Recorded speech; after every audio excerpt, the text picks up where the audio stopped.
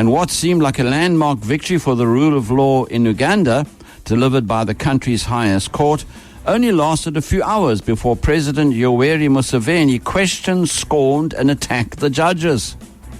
The historic ruling by Uganda's Supreme Court, which declared that civilians cannot be tried in military courts, was expected to benefit Dr. Kizza Besigye, one of President Yoweri Museveni's fiercest political rivals, and other opposition figures. Oh boy, where are we going to here? Online, Dr. Paul Kariuki, Executive Director, Democracy Development Program, and also convener at the Africa Policy Circle, University of KZN. Dr. Paul Kariuki, welcome. Thank you so much, Shafiq, for having me on the show, and good afternoon to your listeners. This certainly is quite disturbing, where a head of state is seen to be undermining the country's legal system because it doesn't suit his tastes. Well, you correctly said, and this is not the first time that he has run into problems of similar nature, head-on with the legislature arm of his government. But this kind of a ruling is very important for the Africa we're serving today. And I'll give you some few reasons as to why. Number one is because our continent has very few examples of human rights promotion in a way that is equitable and fair to the citizenry.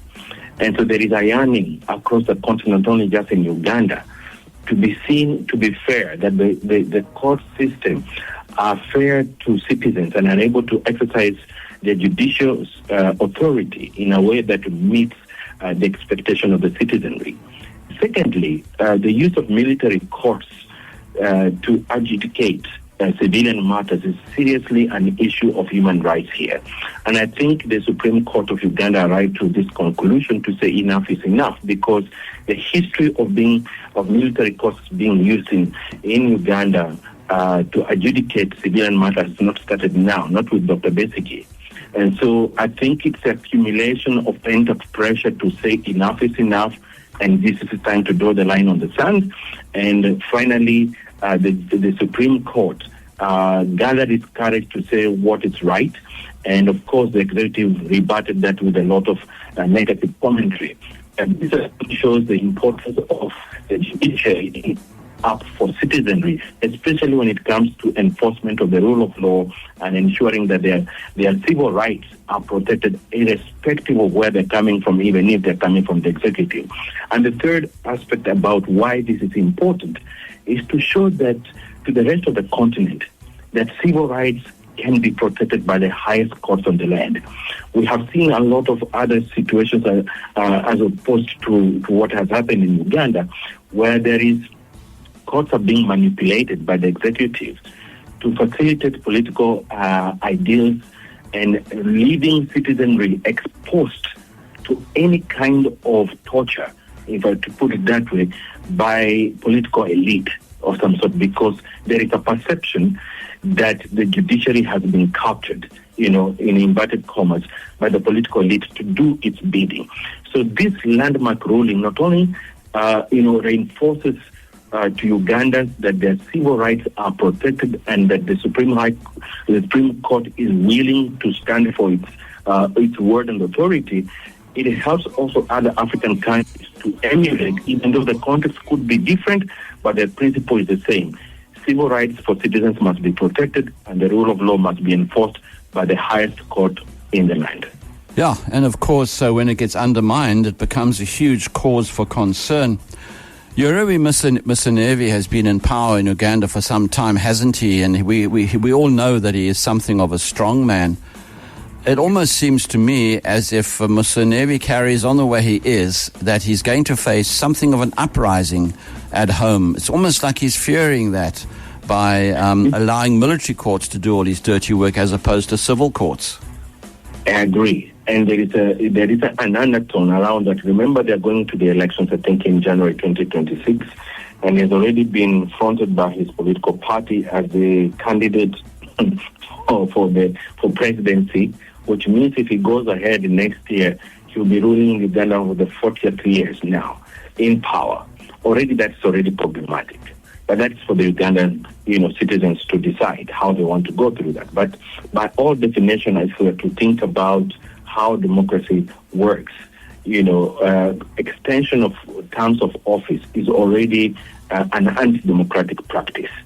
Secondly, the idea of using such military courts to suppress political dissent or any other alternative view that is not perceived to be aligned with the presidency is already a misdeed and goes against the universal principles of democratic societies.